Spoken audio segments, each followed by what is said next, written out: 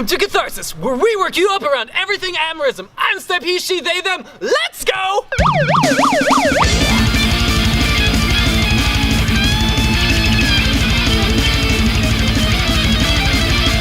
Building consent culture is right now being really limited by ideas around what a consent violation is. And it's such a scary thing to bring up for people because consent violation sounds like rape. And sometimes it's not. Sometimes it's something really small. I really want us to be able, as a culture, to talk about consent violations without it being such a scary thing. Because the truth is people make mistakes. We need to be able to correct each other in order to learn.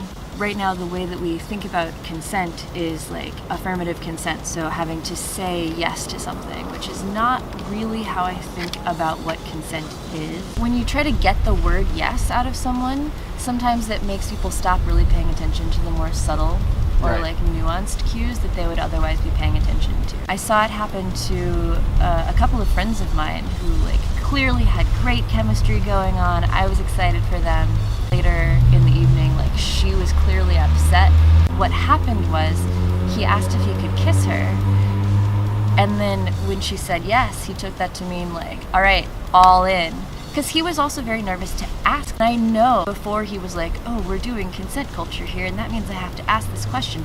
He would have been paying attention to all the really subtle cues that you give, physically, in which sometimes just a little bit of a pullback means oh, this is over. One term that I've heard used a lot in this affirmative consent culture is ask early, ask often. Yeah, I like that. Which definitely a good term. And when you get into the nuances of it, right, can I kiss someone? There's right? many kinds of kissing. At what point do you be great, that was a great peck. Can we try that again with right. Perhaps open mouth but no tongue yet? And then exactly. Great, that was really great without the tongue. Can we try a little bit of tongue now? Consent, the word comes from to feel together, right? So if you're both in the state of feeling the same thing, that's actually what consent is, not giving a verbal yes to something. That's what I would love to be moving towards is, building a culture where people are trying to be on the same page with what they want. More of having people have shared experiences rather than people having permission trade mentality to it. Yeah, exactly. I think it's really a shame that it's becoming transactional almost. I'm putting in this work to get this yes back from you. That's not how human interactions usually go. That's something that's being, placed on top of sexual or affectionate interactions because of the issues around rape culture.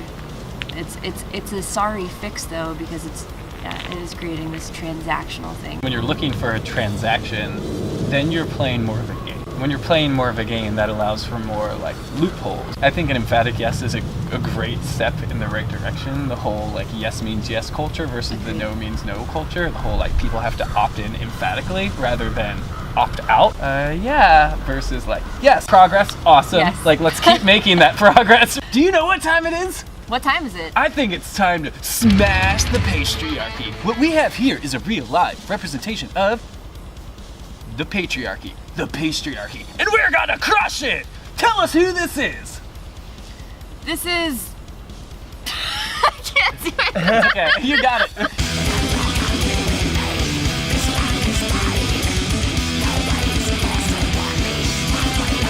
I'm not that good at showing anger, I gotta be honest.